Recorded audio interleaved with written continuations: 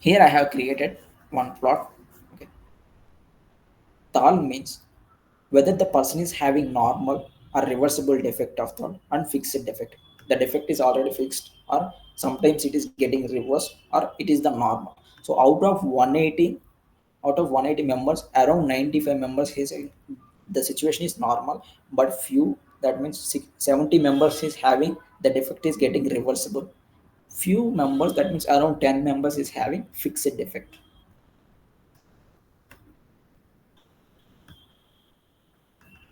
Now, if you observe here, before and all, I just analyzed one column. Now, what is mean by bivariate analysis means here you will analyze two columns. You will analyze two columns. Here I am analyzing two columns. Let's see what are those. I am analyzing one column, that is blood pressure with the. I am analyzing one column blood pressure with the heart disease. That means my output column. So wherever what you are observing, whenever the person blood pressure is greater than 140, that means here between 140 to 150, 145, lot of members having heart disease. What is the color of this? Zero means this color is they don't have heart disease. This color means they are having heart disease. So that means wherever after 140 to 145 members, they are having mostly heart disease. If you observe here, people having 175 to 180, he is having heart disease. In the same way, few people they are having 120 to 125, they are having heart disease. The remaining and all, they don't have any heart disease. In the same way here also, it will compare one column with the another column. If you see here, more maximum heart rate achieved. Okay, here these people are having heart diseases between 100 to 140. That means the heart rate is getting down. Whenever it is getting down, automatically there is something happen in their heart. So there is a chance to get the heart disease. This is an insight which is the relation between one to another. How the maximum heart rate is achieved to the heart disease means this is how. And here I have created comparing with one column with the another. This is how you can find insights from the data, and you can take decision based on that. If you observe here 6, okay, this is, let's assume 0 is female, 1 is male. Let's assume 0 is female and 1 is male. If you observe here, out of 45 members females, 10 members having heart disease. Okay, if you observe here, there is a lot. See, 0 is female, and this is whether they are having heart disease or not. Okay, few members is ladies, females having few members out of the total, they are having heart disease. If you observe here, lot of members having heart disease. That means male is getting more heart diseases comparing to the female. This is how you can take the decisions. So if you want to find out the correlation between one plot to the another, one column to the another, then you can use create heat map. Okay. Now I have created one more. Okay. I have created one more example for you for understand everything in a simple way. So here, this is an example. I have taken two restaurants data. Okay. This is the profits I got from one restaurant and the second restaurant. My profit, first rent A restaurant, restaurant A and restaurant B, two restaurants I am having. This is the profit I got from the one restaurant, first restaurant. This is the profit I got from the second restaurant. Okay, I have created a plot. I want to. I am planning to start as of now. I have two branches. I am having two branches. Now I am planning to start third branch. Okay, one branch is in Mumbai. The second branch is in Pune. Now I don't know where to start my third branch. Whether I want to start in Mumbai or I want to start in Pune. So I'm getting confused. So for that, I have taken the profits data. Now I am analyzing it. Okay. Once I analyzed where I am getting more profits, then I can start my branch, third branch there. So once I collect the data, profits data. Now let me execute it. It's a practically I will implement in front of you. Okay. Now I'm creating a plot. See, this is the data. Okay, January, February, March, every month data. These are the profits I'm getting. Okay. Now if you observe here, in every month restaurant A is having more profits comparing to the restaurant B. If you observe in January, restaurant A, this is restaurant A and this is restaurant B. Restaurant A having more profits. Here also restaurant A. Here also my restaurant A. Here, everywhere restaurant A is there. But if you come to here from past 3 months, the profits of restaurant A is getting decreased. The profit of restaurant B is getting increased. Okay, this is what you can understand. Now, let's see total profits of total months. That means every month. What is the profit? How much profit we got in the entire year? Okay, this is the profit we got in the entire year. Okay, this is the profit. Total we got. This is the profit we got. If you observe here, which restaurant is in top? Restaurant A or B? Restaurant A is top. Now, if you want to start third branch, there are two options. If you want to be in safe zone, we can start in Mumbai. That means the location of restaurant A. If you want to take risk, you can start in Pune. Because why we there is a that means 70% you can go with restaurant A, 30% if you want risk. Because why we are taking risk? From if you observe past 3 months of data, if you observe here, the profit is getting increased comparing to the restaurant A. That means slowly it is increasing day to day. So it is taking time to increase. From past 3 months, the profit is getting increased. So if you want to take risk, then you can start a branch in Pune. If you don't want risk, you have to go within simple way, safe zone. Then you can start a third restaurant in Mumbai. That means this one, restaurant A place. Okay, this is what the example of. This is an example. You can take a decision based on this, and you can start your new branch. This is one example. Okay, let's talk about our course. What we are going to discuss this in this course. Why this course is important. While after learning this course, what we will understand how this course is useful to stand in these current markets. Okay, now let's see what is course objective. What is the course objective means? Just a minute, guys.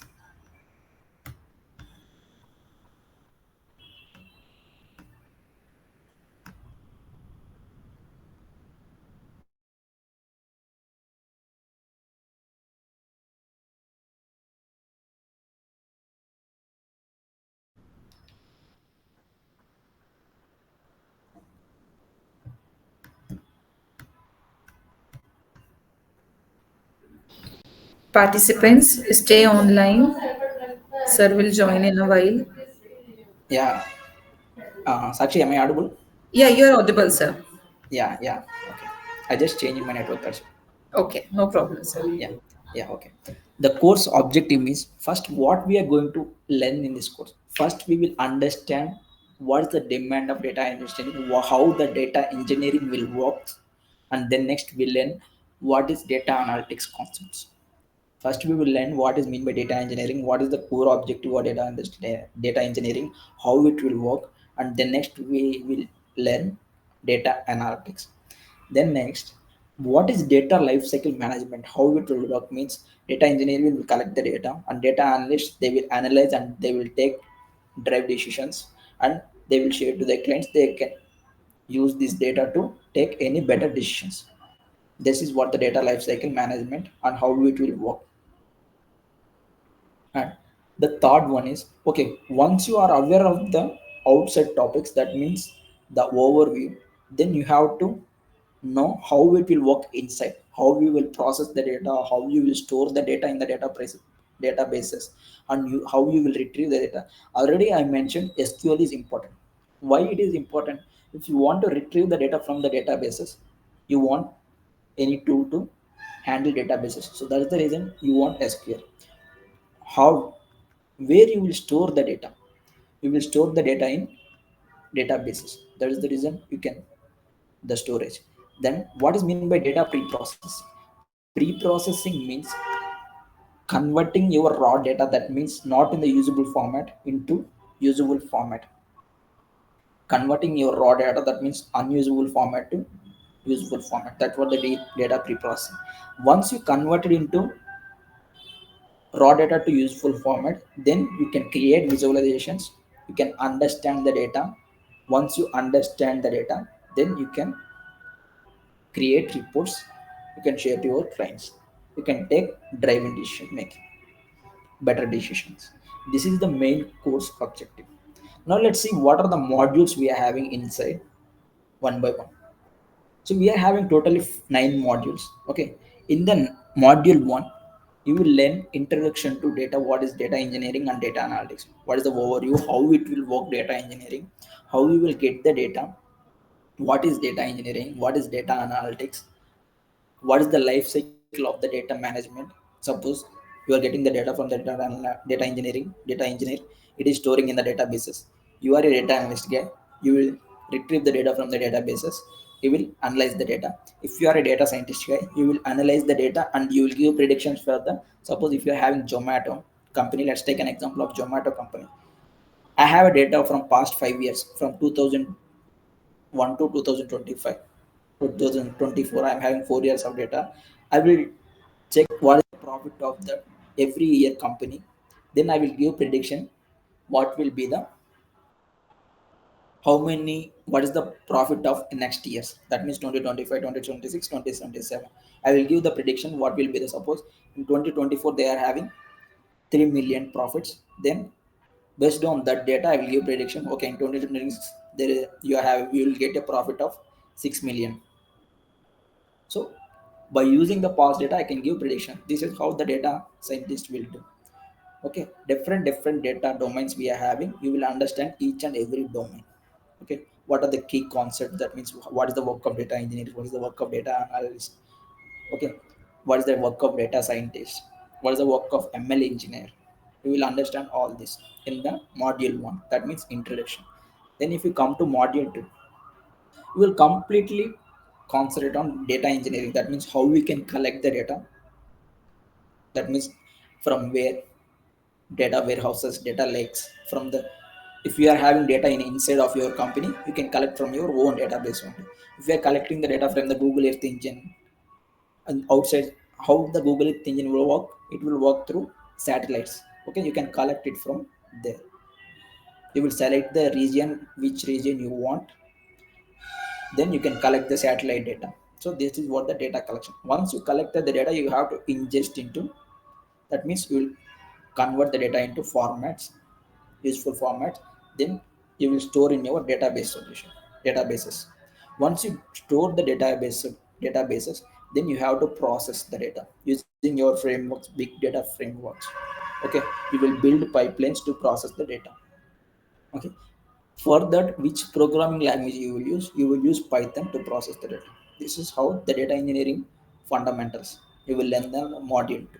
If you come to module 3, okay, as of now, you learned what are the terminologies in data related fields, what is the work of each and every field.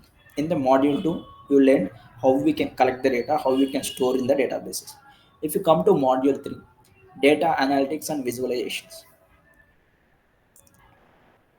First, you will understand what is data analytics, how you will create plots, exploratory data analysis. This is very important. That means EDA. In shortcut, we will call it as. You will analyze the data using different formats. That means univariate, bivariate, and multivariate analysis. That means first you will analyze with one column, then next you will analyze with two columns, that is bivariate. If you are analyzing more than two columns, that is multivariate. Okay, you will understand how we can create the plots. Then you will create visualizations by using tools like Power BI and Tableau, and you will use SQL for data analytics. That means if you want to retrieve the data from the databases, you will use SQL. Once you retrieve, you will analyze the data, and once you analyze the data, you will create visualizations dashboards. Okay, this is how what you will learn in the module 3. Okay, then next, advanced analytics. You will learn machine learning basics. That means what is meant by machine learning, what are the types of machine learning, supervised and unsupervised and reinforcement learning, what is the types we are having in supervised, that means regression and classification. You will learn this, how we can predict the data by using past data. Whatever the example I have given, Zomato sales, in the same way you can predict the data future of years, what is the profits of future years by using the profits of past years of any company. Okay, then next you will understand what is natural language processing, what is, how we can process the text data, and next how we can take the decisions. And here the big data enters. You will learn Apache Spark. So if you're having very less amount of data, you can process in your systems. But if you are working with big data, that means large volumes of data, you have to use big data tools. Then here you will learn big data tools, how we can use Apache Spark to process large amount of data. Okay, in the module 4. If we come to module 5, data strategy and governance means what are the frameworks you can use, how you can give whatever the data you collected, you can give security, how you can give the security to that. Suppose if you are stored, if you collected few amount of data, 1 terabyte of data, you have to give security, because it should be only your company people can access or your team members can access. If it is accessible to each and every one, what is the use? It is a private data, right? If it is private means we have to give the security. So everything related to that, how you can give governance, data strategy, and how you will use Kafka for data streaming. That means streaming means real time data. If 1 minute is done, if you open, if you see stock markets, for every second the price of the stock will change. In the same way, streaming, data streaming means every minute you will get the data will get generated. For to handle that kind of data, you will use Kafka in big data. It is a tool. However, we are having Apache Spark, we are having Kafka in data streaming. Okay. Then next, if we come to practical application, the module number 6 is practical applications. What are the applications we are having in outside? What are the projects is going on in outside? We will explain one by one. We will case one case study. Suppose we are taking sales of any one entire Reliance stores. In entire India, we are taking the sales of Reliance store. So we will process the data, and we will take how we are giving predictions, how we are finding the insight. In this, we will take one case study from the real time, and we will showcase to you how we are doing, how we can do that. Okay, few practical application. Then next, the module number 7 is collaboration and communication. Working with data teams. Already people who are having a lot of experience can connect with them, and you will understand. They will guide you how we can understand the data. What are the formats we have to follow? What are the rules we have to follow whenever you are creating visualization? It's not about simply creating the visualization. It's all about understanding the data, and how we can storytelling the data with data, how you can explain these things, whatever you worked to your clients. Okay, if someone is asking any questions, whatever the work you have done as of now, how you have to answer everything in the module 7.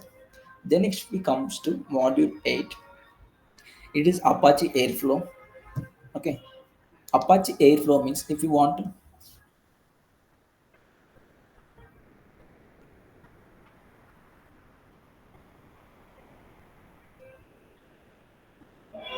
okay, if you use Apache Airflow, how we can process large amount of data for creating and managing the workflows. Because how it will process the data by buckets, bucket by bucket. Okay, then you will work with workflows orchestration in the big data in the module 8. Then if you come to module 9, fast API. Because why we require fast API means All the data will process through APIs. Okay, application programming interface. In the module number 7, you will module number 9, you will understand how APIs will work, how we can build APIs with FastAPI, how we can integrate these APIs using data pipelines. Why we require data pipelines? Because you are passing the data, sending the data from somewhere else to your systems using data pipelines. Okay, this is, if you want to pass the data from somewhere else to here, you have to use fast APIs, application programming interface, the full form of APIs. Okay, in the module number 10, you will work on capstone projects. That means any project you will work, you will take, we will give few projects to you, then you have to work on that. Whatever the topics you learned as of now, you will implement on this project. You will get more idea hands on completely. These are the modules in this course. Clear?